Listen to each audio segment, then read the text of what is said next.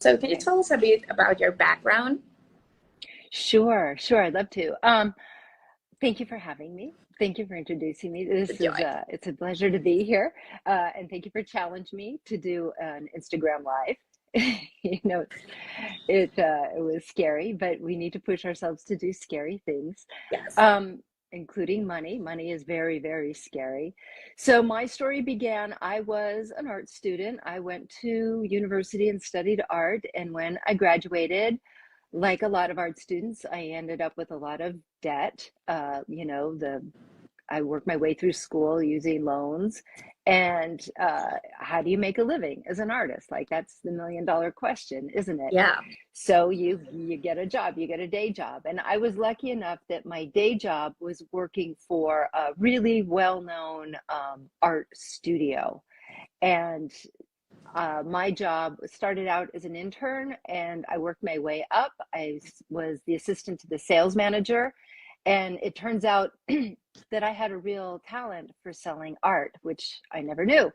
And within a year, I had worked my way up to become director of the whole company. So the vast majority of my career was leading that art studio and selling the art that we created in that studio to museums, to collectors, to galleries. So I was doing everything an artist does, but I was working with other artists to create their work, and then I was selling their work. And I think at one point I had what I called my midlife correction, Okay. when it wasn't very pretty. But I just remembered that I am an artist and that I had my own things to say. And I feel like the years that I spent leading the studio were a great learning experience for me. It was like an apprenticeship. Many artists, we Okay. have a history of apprenticeship. So I learned a lot about the business. I learned about art. I learned a lot about my what I wanted to do, but I hadn't really found my voice. So I needed to go somewhere where I could find my own voice, and that was Europe. So I moved to Europe all by myself. I moved to the middle of nowhere in France. I didn't know anyone. I didn't speak any French. I just needed quiet, and from there I started a new life, and I created an online professional practice program called the Working Artist. So for about the last 10 years, I've been working with artists, teaching them how to navigate the art business and how to make a living from their art. That's amazing. And one of the things that I'll highlight the most about the working artist is this strong feeling of empowerment that comes with actually knowing what it is that you want to achieve, planning it out, and also believing that you can do it. So that's going to lead me to question number one. Okay. Like the first question I have for you is how important it is for women artists to improve their financial literacy. It's imperative. And, in fact, it's imperative for all artists, Yeah. to be honest. Um, but I think as artists, and maybe women more so than men, because I think men traditionally are taught more about money and about financial literacy. Yes. I'm looking at my parents, and my dad is trying to teach my mom, because he's older and he's in worse health, like how to pay the bills and where do we do the taxes and all of those things. It's always been the men's domain. And as women, it's really easy for us to put that off and to kind of go like this, and I don't want to know. And I think that that's changing, and I think it needs to change. So empowerment is a great word, and empowerment comes from in here. It doesn't come from someone outside Yes. empowering us. The lottery doesn't come and empower us with money. If we really have to make the switch in our head and in our heart, and a lot of that comes from learning about the financial world, learning about dollars and cents and how money works, and also learning about our own patterns and our own ideas about money. So it's an emotional learning as well. And I feel like that's all part of financial literacy. And it's all within our reach. Like, I don't like math, but I tell this story about an architect or a woman I know who wanted to be an architect her whole life. And her, she ended up becoming a teacher. And yet her whole house was full of books about architecture. And every single vacation she took was looking at architecture. And I said, why didn't you become an architect? And she said, I just couldn't do the math. Math skills Wow. were too difficult for me. And I thought, gosh, I mean, this woman hates being a teacher. Wouldn't you rather hate learning math and then get to the other side of that and do what you want to do? But we put these limitations in front of us. And, a lot of women especially, we say, I hate math, I hate numbers. So we avoid them. We avoid learning about them. Yeah, so one of the things, as you said, financial literacy is imperative for all people, but women in particular, we need to start having this conversation, especially women in the art world, given the great difference when it comes to wage gaps that we have in the art world. We need to start talking about how much are we earning, how much is going into our practice, how do we create a sustainable art practice. That is what we want to do as a long-term goal. So that's going to take me to question number 2. How important it is for an artist to actually create a business plan. And I don't want people, like the ones who are watching, I don't want you to get scared just from listening the word business plan. I want you to listen with an open mind so we can start diving in this money talk. Business plans used to be big and scary to me too. I'm an artist. I don't do business. But if you want to work as an artist, you are doing business. And you have a business like any other business. You are an entrepreneur. You are not exempt from a business plan. A business plan doesn't have to be a big, scary, horrible thing. It can be really simple. And it's a matter of just following the steps and putting the pieces in place to create a plan. And I just see so many artists working like the hope plan. I hope a gallery or an agent will come save me and will do all this stuff for me so I don't have to do it. And that plan never works. I don't believe that there are many galleries out there anymore who take care of the whole business for artists, especially an artist who is unknown, who has never handled their own business. If a gallery is going to come in and represent an artist in the way the old-fashioned galleries did, where they handle everything for them, they want to work with people who already have a foundation. So, there's a gazillion talented artists out in the world right now. And you may be very talented, but it's not a question of talent. This is a business. You will save yourself so much time. You will save yourself so much pain. You will save yourself so much money if you approach your business, if you put on your big girl pants and approach your business like a business. And maybe there would be more women in the museums if we were more empowered to treat ourselves seriously first. I think really that's where it begins, is empowering ourselves, and stop waiting for the world to empower us. Stop waiting for the museums to say, oh, now we're opening our doors to women. Don't sit there and twiddle your thumbs until someone gives you permission.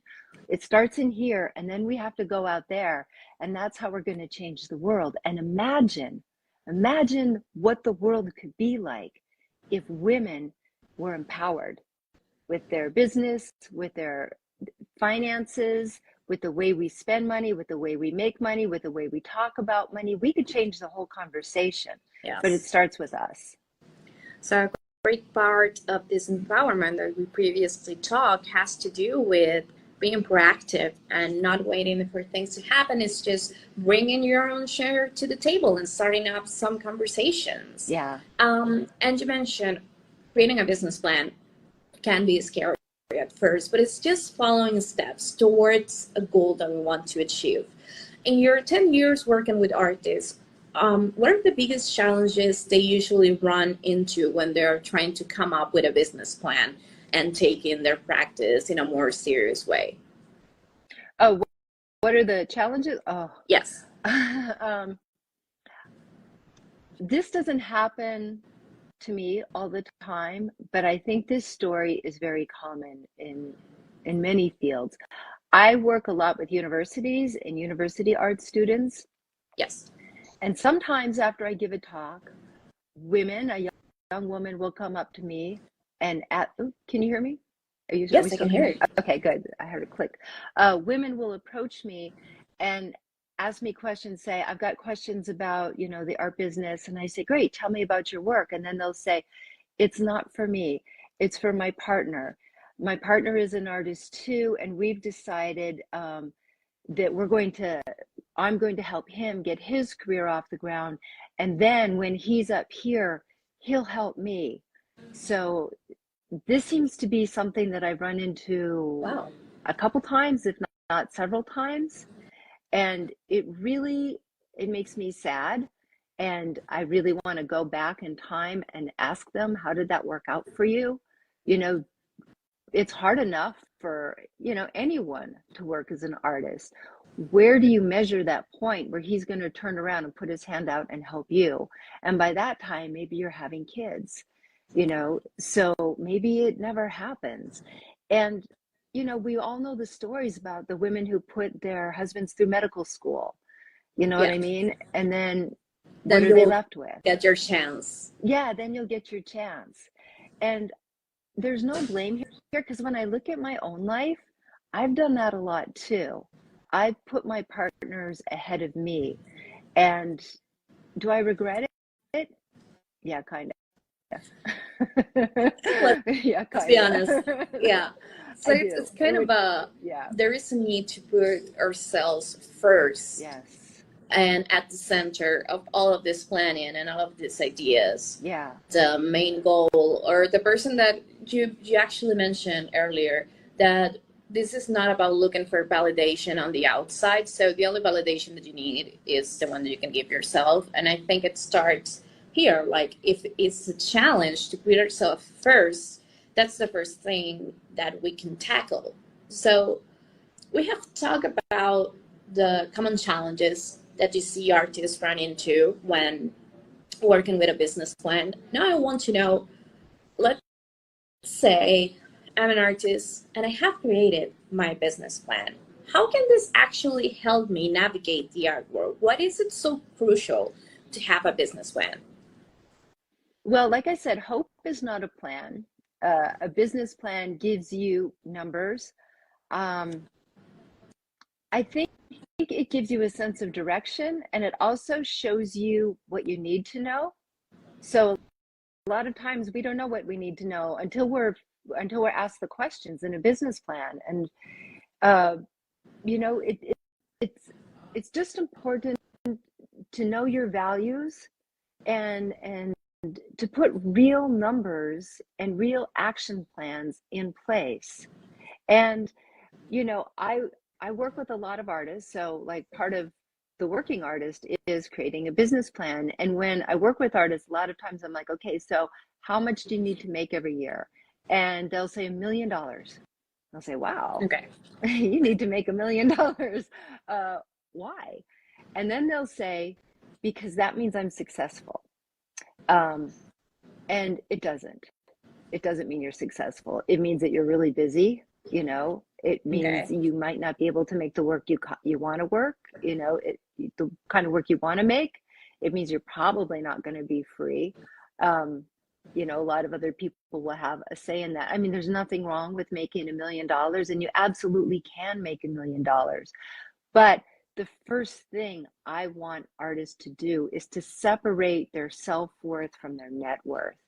Your value as an artist is not equal to the amount of money in your bank account.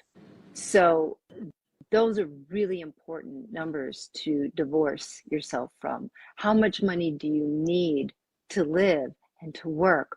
Those are business plan numbers. How much money do you need to prove to your family that you're not a failure? That's not business plan numbers.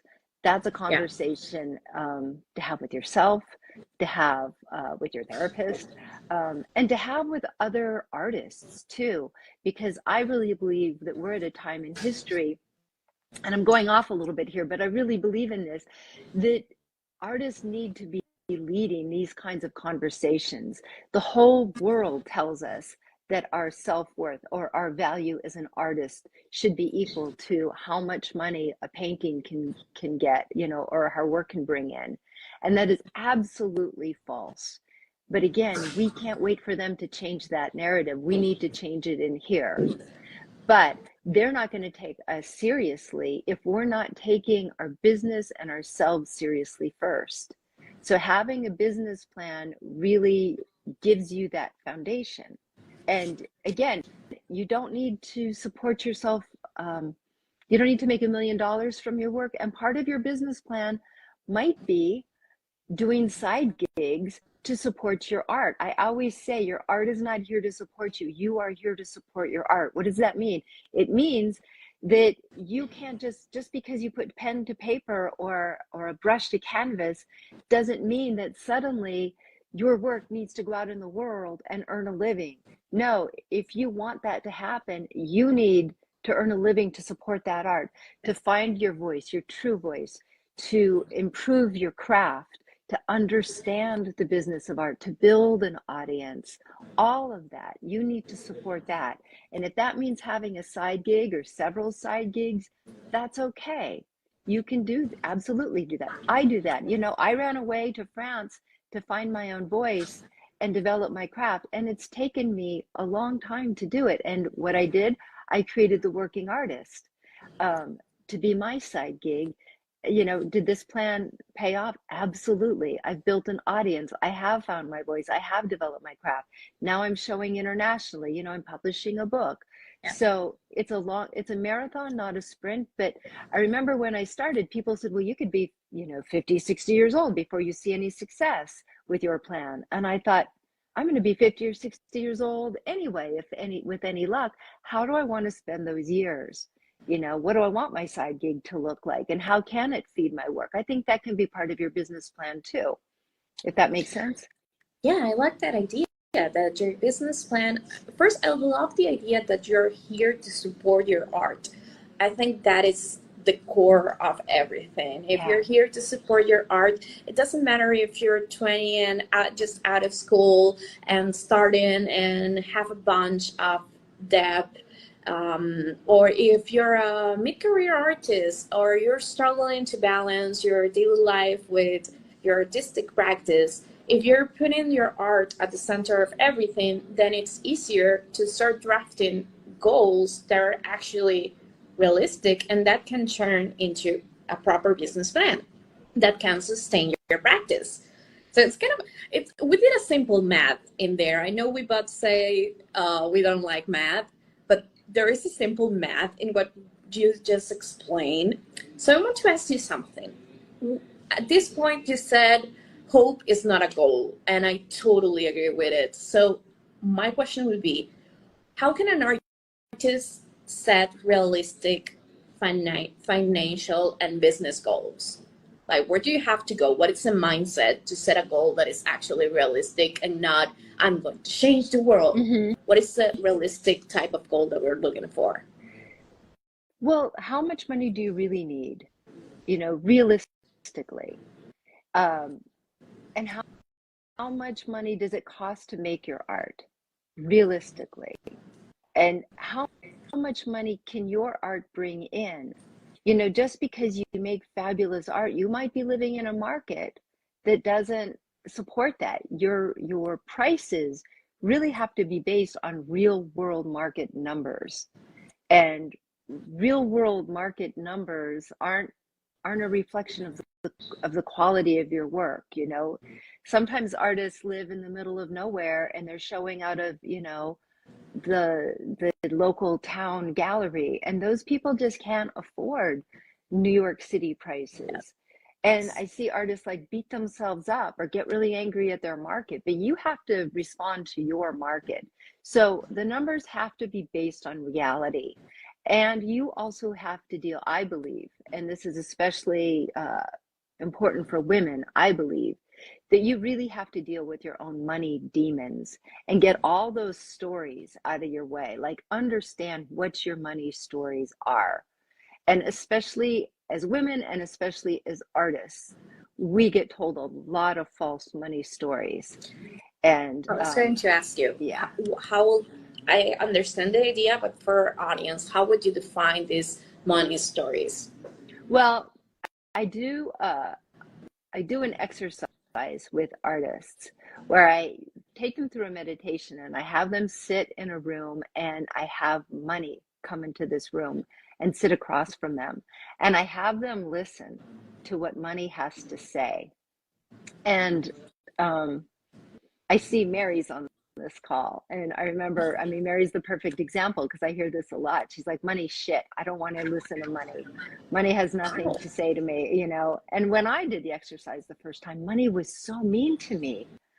And, you know, money was just telling me basically, like, I'm never going to be worthy, that I don't do enough, that I don't have enough, that I'm not good enough.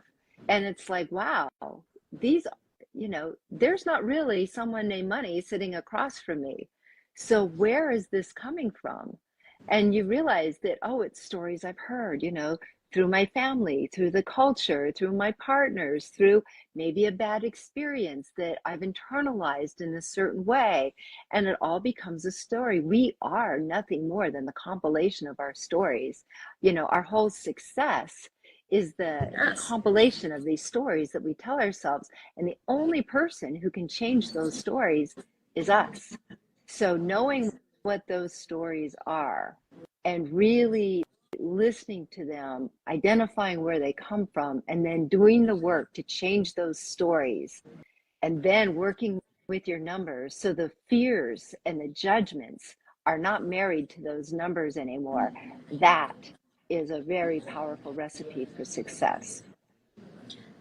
That is an amazing exercise, actually, because at the end of the Mm-hmm. day, what you just said, we're just this collection of stories that we have gathered through our life story, through our experience, through the context, through where we live, what we learned, and we just repeat them over and over. And then, and conversations like this and exercises like this actually allow us to recognize what is it that we're repeating ourselves, even without noticing, that is actually defining what we are doing. Mm-hmm. And I believe one of the most common challenges that especially women artists run into is probably the life balance part, because we are challenged in so many directions, and we're head of the house, we are head of the gallery, we are head of our own careers, and at the same time now we have to add one more title, and we have to be at the lead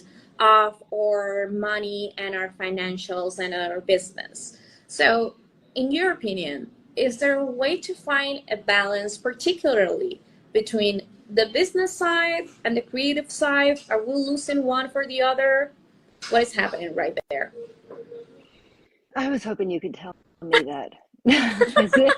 It's such a hard balance. Like, no one does it gracefully. I think that's the first thing to understand. I don't do it gracefully. I don't know, you know, I work with women who are world famous artists. Some are mothers, some are not. Neither one does it gracefully. We're all floundering in this time management, you know, soup that we can never really win. I think it comes back to story. I think it comes back to acceptance. Um, my favorite word is grace. I aspire to feel graceful in my creative work. I aspire to feel graceful in my business and in my personal relationships. Am I always that way? No, not at all. You know, there's a lot of wailing and gnashing of teeth in my world too. Um, but it's a practice, right? If we can get back to that graceful place, it's a practice. And the more we can get ourselves back there, the more we can feel graceful, because that's what we're all looking for in this work-life balance. It's just to feel graceful. And part of that is accepting that sometimes in this dance of creativity and work, sometimes the creativity gets to lead, and that's really fun. And Yes. sometimes the business has to lead, and it's not as much fun.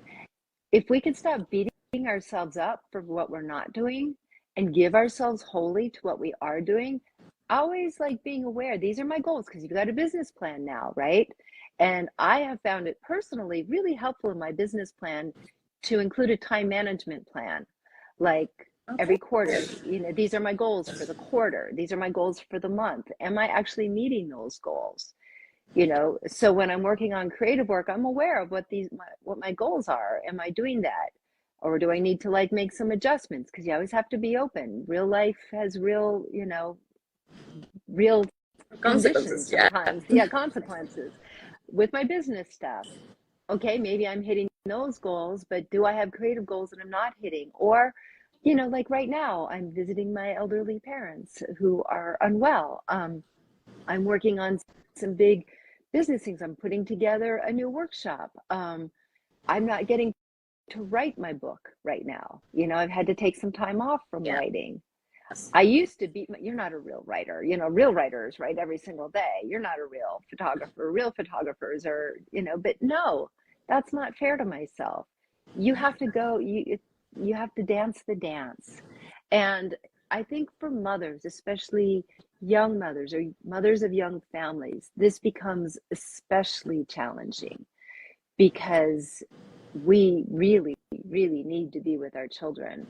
And it's really easy to think that you are kicked out of the art club once you wear that mom badge. You're Yeah. not allowed to be an artist anymore. And that's not true. And it's not fair. And I tell mothers that I work with, create creative time with your kids, create playtime with your kids as much as you can marry your creativity into what you're doing as a mom. That's beautiful. You get to be in the art club. If you can set some really gentle goals for yourself, do that so that that you're still got your foot, in that world. That's okay. That's enough. It's all okay. The stories we tell ourselves that get us into trouble. I love that idea, and I love that we go back to this concept of the stories that we tell ourselves. And I have a dance background, and one of the things that we usually say in the dance world is a dancer is always a dancer. It doesn't matter if you have been practicing since you're 3, or if you stop for a few years because you're working on another career, or if you just stop because you wanted to change. You're always going to be an artist. Doesn't matter in which stage in your career you are. And maybe that stage right now is you need to make a stop because you're taking care of family, or you need to make a stop because you need to go back to your basis and define what are your actual goals, and define how are you going to support all of this process and make it profitable. Mm-hmm. And that idea of profitable takes me to, why is it so uncomfortable to talk about these subjects? Because the minute that we touch subjects as money and our art being profitable and business, we all get kind of like, oh, this is going to be, oh, it's a hard conversation. Why Mm-hmm. is it so hard to talk about this? And how can we break that idea or that story and to make it a more friendly conversation? Because money has been used for centuries now to enslave us. Now, money is not money is not something that like really exists. Like it's not something that was in the Garden of Eden. It's not something in nature. It's something that we created simply to facilitate exchange. It's um, money was sent here to serve us, but it's Yes. been subverted into this thing that has come to enslave us. So we are afraid of it. We give it much, much more power than it deserves. We think it's the only resource we have. We think it's going to save us. We think it's the only currency, but it's not. There are other currencies that are, excuse me, much more powerful than money, such as relationships. For one, our energy is a currency that's why I harp on about stories, because that's really all about energy. So I think having these conversations about money, being able to look at our own money story and look at our own numbers empowers us. and helps us to change the culture and the conversations around money. You know, imagine, why don't we even teach about money in school? Really? Yes. Why don't we instead, we're all raised to fear money, and we're all waiting, you know, if I had more money, then I could do this. If I had more money, I would be this. Don't do that. You know, do it anyway. Take the leap, and that's when the net appears. The universe supports you, and I can say this in my own life as something I know for sure, because I've taken a lot of leaps of faith. You know, moving to Europe, I didn't have any money, didn't have any friends, didn't speak the language, but something told me I had to do it. And I felt like I needed something to show me it would be okay first, like money. You know, I was playing the lottery really heavy. I can do this when I have the money to do it. And it was like, no, you need to do it. And then the support will come. And maybe it's not even money. And it wasn't just money. You know, all of a sudden I met someone who needed a house sitter for a year. It's like resources, be open to all kinds of different resources, because support comes in many, many different ways. And I think as women, that's where we can also help build a paradigm, because we're all about relationships. We're all about work. You know, we've been very thrifty for many years because we haven't been in charge of the money. So we know how to make the world work with money as, like, yeah, a resource, but not the only resource. I like that idea that money is not the only resource, because it takes us back to, if we put art at the center of all of this, we're going to start seeing all of these other options that are also a sustainable reason to keep this process going, or a sustainable way to keep this process going. So I think with the last question of this interview, I'm going to take us back to the beginning, and that is, you talked about leaps of faith. You talk about being or feeling empowered to make these decisions, or to even get the knowledge that we lack when it comes to our finances. So my question is, what strategies or what advice do you have for women artists who are on the look, like who are trying to get more confidence when it comes to their finances and their art practice and how to make it profitable? Well, that's a great question. And I go back to what I said earlier about, look at your stories that you're telling yourself. Do that exercise, you know, do a meditation that I was describing, where you sit quietly and you invite money to come and sit in a chair across from you. Listen to the stories that money is telling you about yourself, or the stories that you know, basically money is a mirror for us. So really listen to that, and see what's getting in your way and where you're getting in your own way. And then really look at your numbers, really look at what you need, truly need, not just what you want. Needs versus wants are two different things. And how much you're bringing in. And maybe that number is zero, or a number very close to zero. Don't be afraid of that. Don't curse it.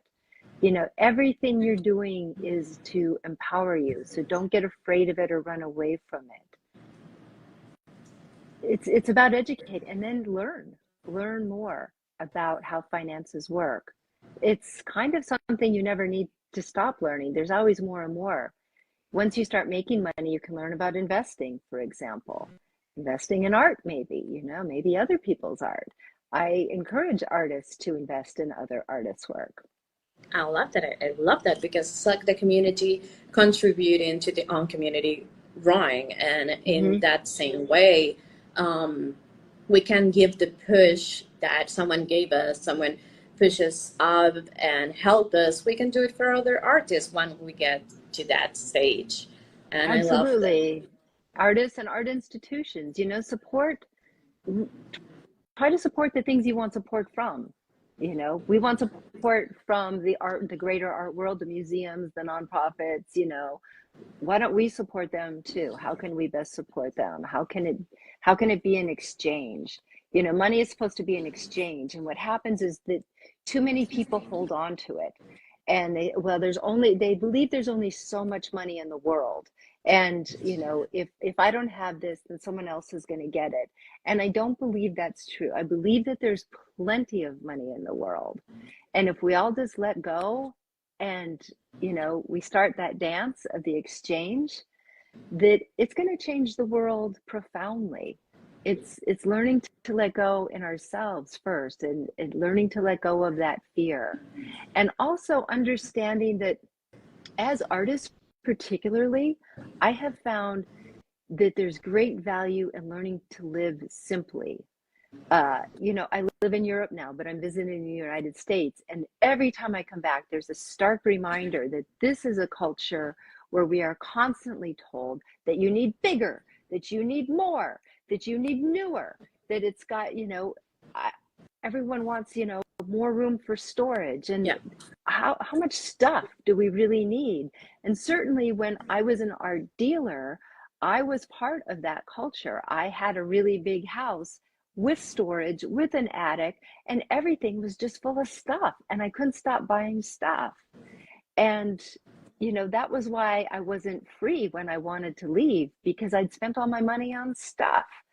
Eventually, I just got rid of all that stuff, which was really hard to do because I realized that I was starting to identify myself by my stuff, and my stuff is not myself.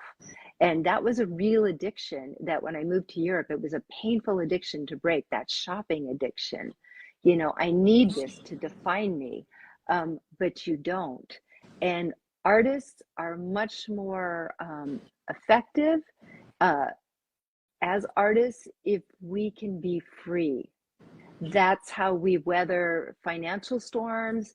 That's how we're able to like do a big project that is kind of outside of our realm. If we can be free and not be tied to stuff, it really it helps us to catapult to wherever we want to go. It gives us a lot more mobility in all kinds of ways. It's amazing because it gives us such a big lesson about what we value and the value that we see in ourselves. And that all relates to, well, how do we manage our resources and how do we get to a certain point or a stage with the resources that we have and the work that we do? Well, we have come to an end for this interview. I have loved this conversation with you, Crista. Thank you so much for joining us today. It's always so much fun to talk to you, Maria. You know I love that. And you are rocking those fingernails, by the way. They're beautiful. Thank you. Just adding a bit of spice to the situation. And thank you all you guys for staying with us all through this conversation. Remember, it's going to be recorded, so you can watch it at your own pace later. You can take notes. You can go over the exercises that Crista shared. So thank you so much, all of you, for staying with us online today. And thank you, Crista, for coming over. See you next week on our next interview. It was a pleasure. Thank you. Bye-bye, everyone. Yeah. Bye.